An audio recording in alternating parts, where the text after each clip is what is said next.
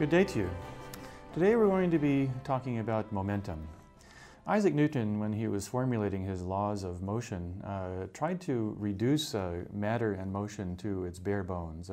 Prior to Newton, one of the principles was that matter moved because it had some desire to move. And what Newton did was to try to strip the science of matter and motion of all these kinds of vague and unquantifiable generalities, and to try to reduce matter and motion to its bare bones.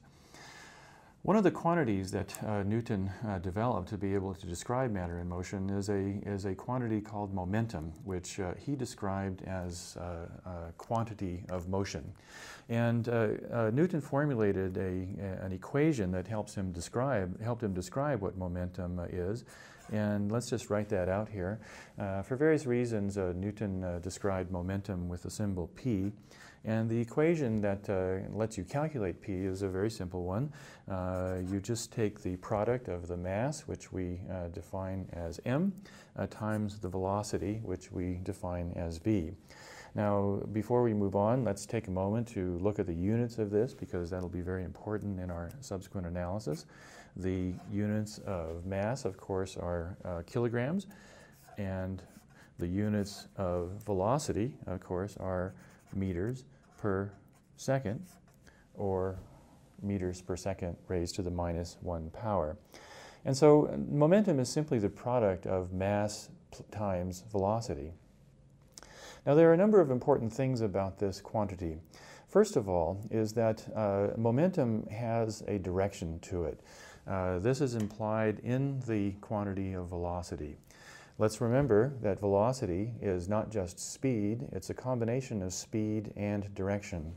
So if we have a particle, for example, and that particle has a certain mass, and it's moving in a particular direction, that's going to have a velocity, which we can symbolize with an arrow, a vector. If we take another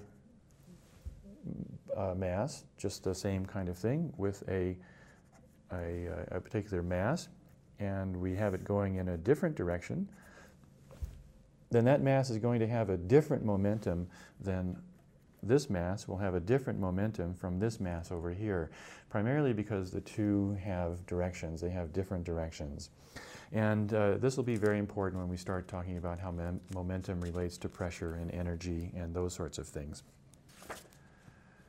One of Newton's laws is a definition of force, and this, of course, is the relationship that we've seen already. Force is equal to a mass times an acceleration. And let's take another look again at the units here. This is a mass in kilograms, and what we're talking about with acceleration is actually a change of velocity. That is a change of the speed over time. Now, we remember, let's recollect, that a change of velocity will bring about a change of momentum. The reason for that is quite simple. You have a mass in motion, and you have a velocity at point 1 before you applied the force, and then you have another mass after a short time that you've applied the force. That's v2.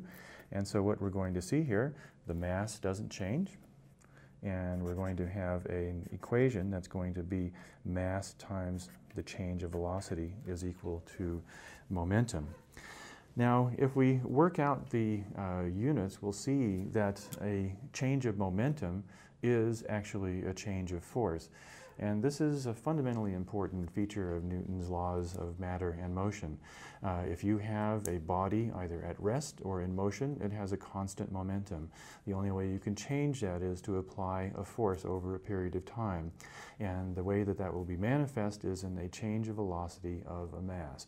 Therefore, force is not only just a mass under acceleration, it's also a change of momentum.